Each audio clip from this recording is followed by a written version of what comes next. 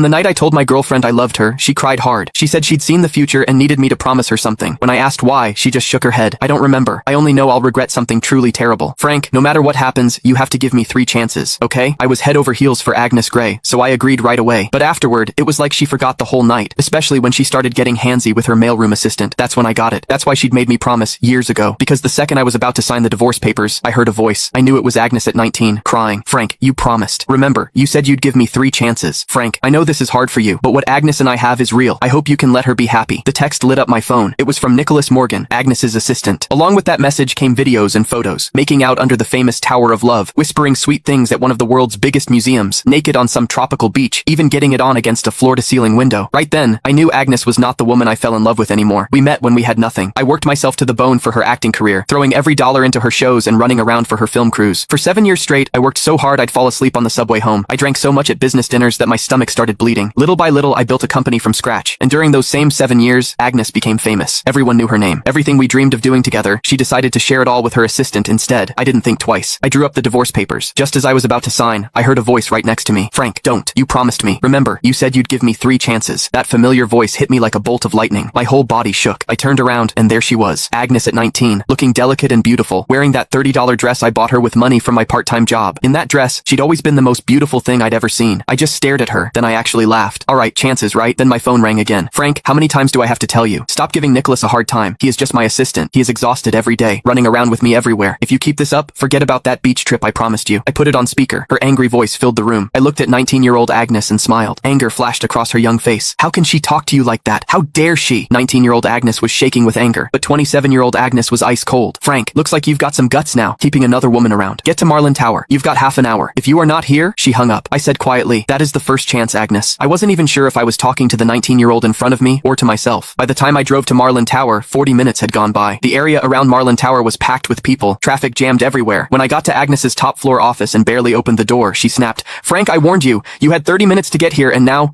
I cut her off, turned around, and flopped onto the couch like I didn't care. Nicholas was there too. He kept his head down, eyes all red, his right hand holding his left wrist. My attitude seemed to set Agnes off. She slammed her hand on the desk.